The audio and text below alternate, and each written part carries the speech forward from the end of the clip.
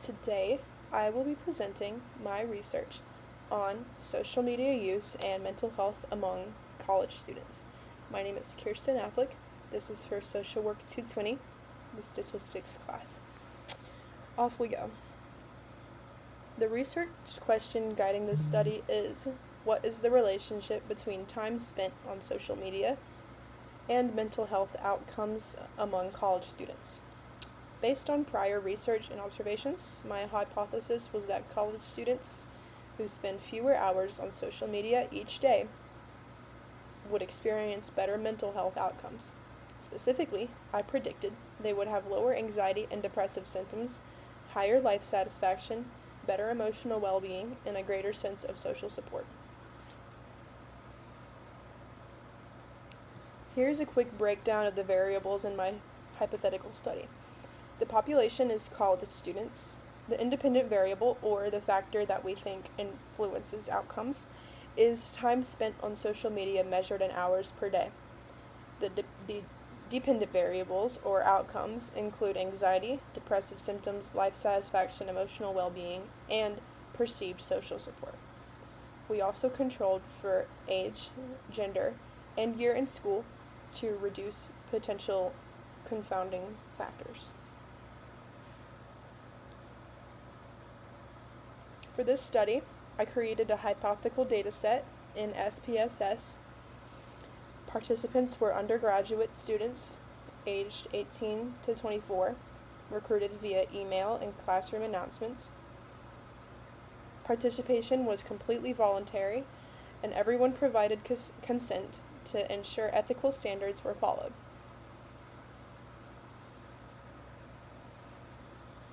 The data were collected through an online survey, which participants completed remotely and anonymously. The survey included questions about daily social media use and standardized mental health scales, all using self-report measures.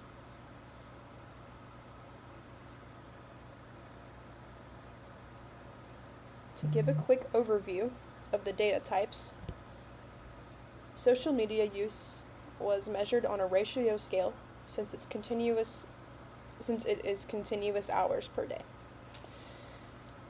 Anxiety and depression were measured on interval scales, as were life satisfaction, emotional well-being, and social support. All measures were based on self-report questionnaires.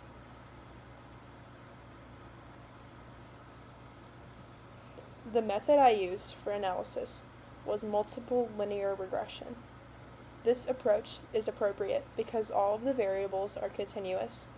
It allows us to examine relationships rather than just group differences. It also lets us predict mental health outcomes based on social media use while controlling for variables like age and gender.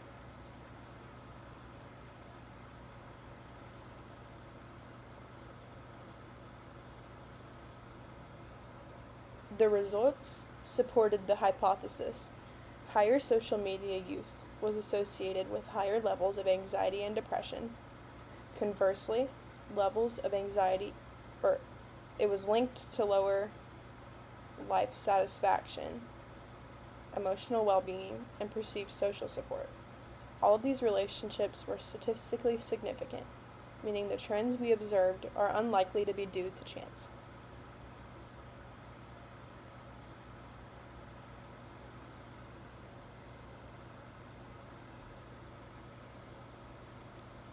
In conclusion, this study suggests that more social media use is associated with poorer mental health outcomes, while lower use is linked to better well-being. From a social work perspective, these findings highlight the importance of addressing social media habits with clients.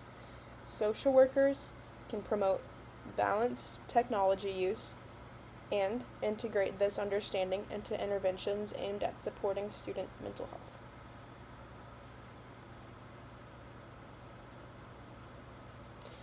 Of course, there are limitations. The data are self-reported, which introduces potential bias. The study is cross-sectional, so we cannot make definitive claims about causation. Additionally, The sample is limited to college students, and the dataset is hypothetical, which affects generalizability.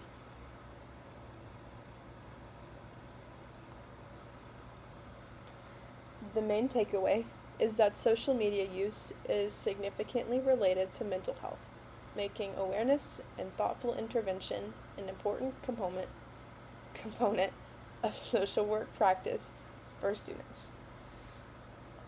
Thank you.